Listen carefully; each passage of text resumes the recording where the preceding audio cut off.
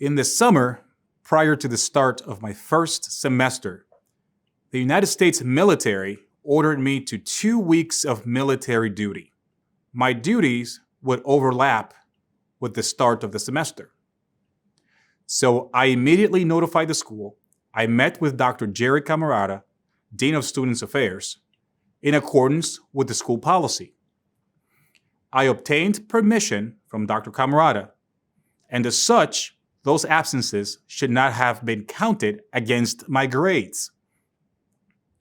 But Toro punished me for going on military duty anyway. At the hearing, the Dean of Academics, Dr. Prankin, said, in the first month of medical school, he took off 2 weeks for his active duty military service, but didn't receive credit for that time because he didn't report it. Then, my attorney asked Dr. Camarada if he knew whether or not my military leave was counted against me in connection with those 2 courses. Dr. Camarada answered, under oath, I'm not aware of him being out on military leave. Then my attorney said to Dr. Camarada, let me show you Exhibit C-22. Does that help refresh your recollection? He forwarded the orders to you, saying, forwarded are my duty orders for your review. The exhibit showed my email submitting my military orders to Dr. Camarada.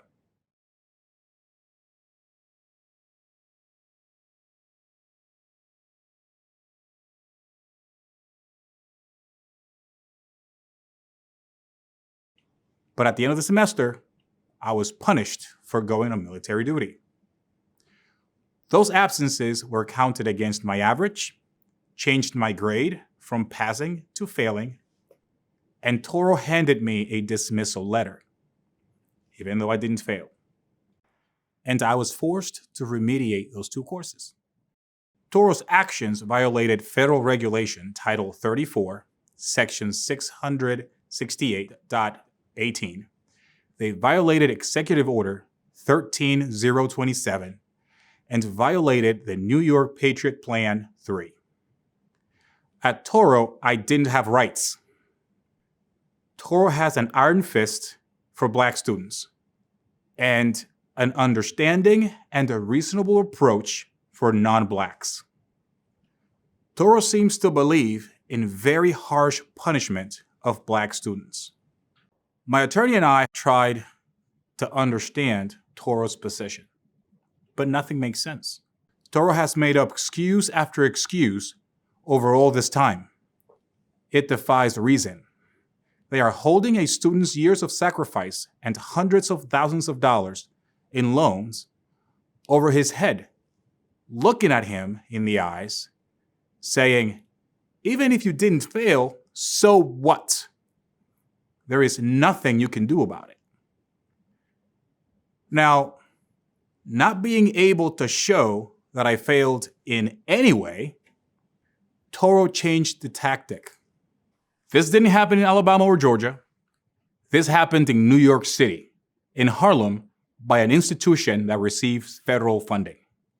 We just filed an appeal at the Supreme Court of New York. So subscribe, join us on Instagram and Facebook.